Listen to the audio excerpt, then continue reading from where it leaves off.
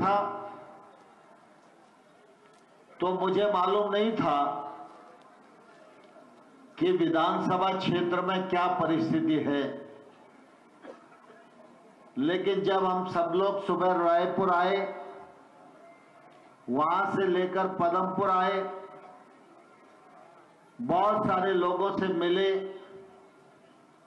इससे पहले की सभा में भी लोगों का उत्साह देखा, पत्रकारों की राय जानी और यहां पर प्रदीप पुरोहित जी की लोकप्रियता को भी देखा।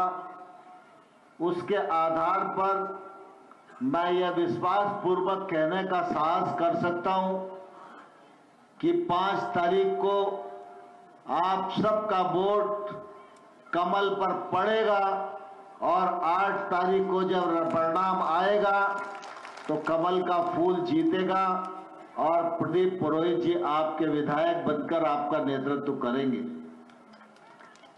यह क्षेत्र खेती और किसानी वाला क्षेत्र है। उड़ीसा में खनिज की प्रधानता है और खेती की प्रधानता है और समस्याओं में गरीबों की संख्या ज्यादा है और मजदूरों की संख्या ज्यादा है। मैं देश का कृषि मंत्री हूं।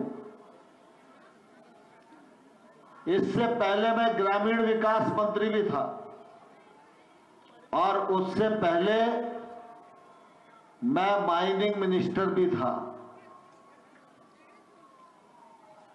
मैं स्टील मिनिस्टर भी था। तो स्टील की दृष्टि से भी उड़ीसा को देखा है और खनिज की दृष्टि से भी उड़ीसा को देखा है और ग्रामीण विकास की दृष्टि से भी हजारों करोड़ रुपया देकर उड़ीसा की तस्वीर बदलने का पिछले 8 वर्षों में मोदी जी के नेतृत्व में प्रयत्न किया है। और अब मैं कृषि मंत्रालय को देख रहा हूं। लेकिन कृषि मंत्रालय में आने के बाद मेरे पास देश भर के कृषि मंत्री भी आते हैं, मेरे पास भारतीय जनता पार्टी के कार्यकर्ता भी आते हैं और विधायक और सांसद भी आते हैं। लेकिन मैं आप सबको यह विश्वास पूर्वक कहना चाहता हूं, कृषि के क्षेत्र में प्रदीप पुरोहित जैसा वकील जनता की और किसान की वकालत करने वाला ऐसा मैंने अपने जीवन में दूसरा नहीं देखा। महीने 2 महीने में एक खेती और किसानी की कोई न कोई दरखास्त लेकर वो मेरे पास जरूर आते हैं। चाहे वो प्रधानमंत्री फसल बीमा का मामला हो, चाहे किसानों को सम्मान निधि देने का मामला हो, उसमें पोर्टल को ठीक कराने वाला मामला हो, तो हमेशा पुरोहित जी मेरे पास आकर यही कहते हैं कि मेरे क्षेत्र में किसानों को बहुत परेशानी है और आप सब सौभाग्यशाली हैं। आपको सुरेश पुजारी जैसा सांसद मिला है, बसंत पांडा जैसे नेताओं का समर्थन है, सारंगी जी जैसे हमारे फकीर नेताओं का भी आशीर्वाद आपके साथ है। ये सब लोग हमेशा उड़ीसा की बहुत ताकतवर वकालत करते हैं। जब मैं ग्रामीण विकास मंत्री था तो राज्य सरकार के लोग जब प्रधानमंत्री आवास जो नरेंद्र मोदी जी गरीबों को दे रहे हैं, उस आवास में गड़बड़ होती थी तो पांडा जी और सुरेश पुजारी जी मेरे पास आकर कहते थे कि नरेंद्र सिंह जी थोड़ा चिंता करिए, कार्रवाई करवाइए। प्रधानमंत्री आवास आज उड़ीसा में बड़ी तादाद में बने उसमें नरेंद्र मोदी जी की सरकार का प्लान और आवंटन तो एक पक्ष है ही, लेकिन सांसद के रूप में पांडा जी और सुरेश पुजारी जी की जो वकालत है उसका भी एक बड़ा योगदान उड़ीसा में प्रधानमंत्री आवास बनाने में है। सामान्य तौर पर हमारा संघीय ढांचा है, इसलिए केंद्र सरकार को भी कोई काम कराना होता है तो हम राज्य सरकार के माध्यम से ही कराते हैं। मुझे यहां बताया गया कि यहां फसल बीमा में कुछ किसानों को दिक्कत है। फसल बीमा में दिक्कत क्यों होनी चाहिए? केंद्र सरकार ने प्रधानमंत्री फसल बीमा योजना बनाई है और ये योजना इसलिए बनाई है कि भगवान न करे प्राकृतिक प्रकोप से किसान परेशान हो, लेकिन ओला पड़े, पाला पड़े, बाढ़ आए, सूखा पड़े, कभी भी नेचुरल कैलेमिटी आए तो किसानों को उसके नुकसान की भरपाई की जा सके। और मैं गौरव के साथ कह सकता हूं,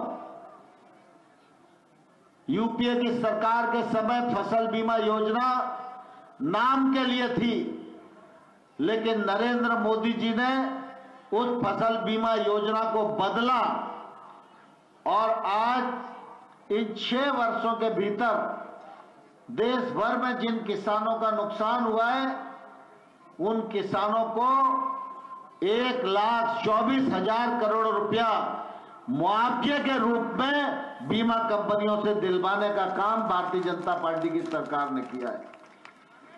फसल बीमा योजना हम राज्य के माध्यम से लागू करते हैं। कौन सी बीमा कंपनी उड़ीसा में आएगी, ये नवीन पटनायक की सरकार टेंडर करती है।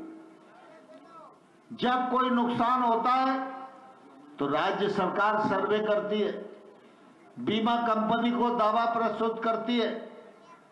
हमारा काम है केंद्र का हिस्सा जो किसान के हित में देना है वो हम समय से पहले अदा करने की कोशिश करते हैं। यहां पर भी मुझे अभी 1 हफ्ता पहले धर्मेंद्र प्रधान जी मुझे मिलने आए थे कि नरेंद्र सिंह जी पदमपुर के क्षेत्र को फसल बीमा का पैसा नहीं मिल रहा है। मैंने अफसरों को बुलाकर उनके साथ मीटिंग कराई। जो पैसा केंद्र सरकार को देना है वो सारा का सारा पैसा राज्य सरकार को केंद्र दे चुका है। अब केंद्र सरकार जो पैसा आपको मिलना चाहिए वो आपको नहीं बांट रही है। हम इसीलिए आपके बीच में आए कि आप प्रदीप पुरोहित जी को जिताकर मध्य प्रदेश की उड़ीसा प्रदेश की विधानसभा में भेजिए। ये प्रदीप पुरोहित इतने संघर्षशील आदमी हैं जो राज्य सरकार के गले में हाथ डालकर पैसा निकालकर आपके खाते में भिजवा देंगे। अपना प्रतिनिधि ताकतवर होना चाहिए। आज अश्विनी वैष्णव जी अभी आपको बता रहे थे, मोदी जी देश भर का विकास करना चाह रहे हैं, लेकिन कई प्रोजेक्ट ऐसे हैं जिनके लिए जमीन नहीं मिल रही। कई प्रोजेक्ट राज्य सरकार ने साइन करके रख लिए, उन पर काम नहीं कर रही। इसके लिए राज्य सरकार का दोष है। जो इनपुट सब्सिडी की बात चलती है, अगर किसान का नुकसान होता है तो एसडीआरएफ में हर साल 75% रुपया केंद्र सरकार देती है, उसमें से पैसा बांटना चाहिए। इनपुट सब्सिडी नहीं दे रहे और जनता को गुमराह कर रहे हैं, और इसी के कारण कई योजनाएं जिनमें अफरा तफरी चलती रहती है। केंद्र सरकार ने मोदी जी के नेतृत्व में जहां एक और देश को आगे बढ़ाने का फैसला किया है, वहीं दूसरी ओर देश को सुरक्षित करने का भी फैसला किया है, और वहीं तीसरी ओर गांव गरीब किसान के जीवन स्तर में बदलाव आए, इस दृष्टि से भी योजना बनाकर काम करने की कोशिश की जा रही है।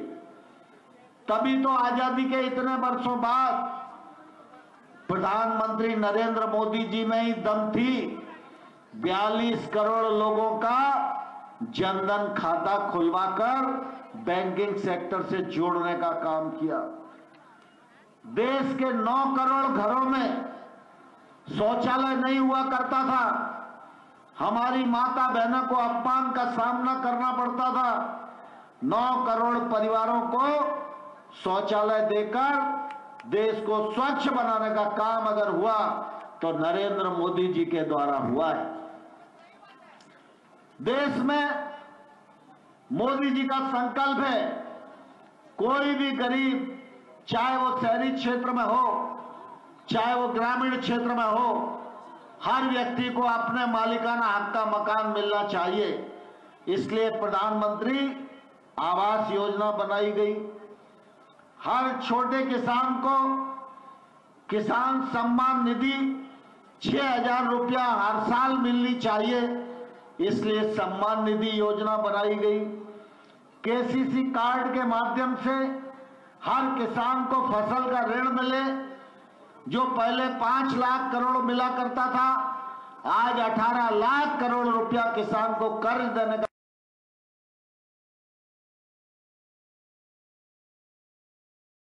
काम करने के लिए, चाहे वो एफपीओ,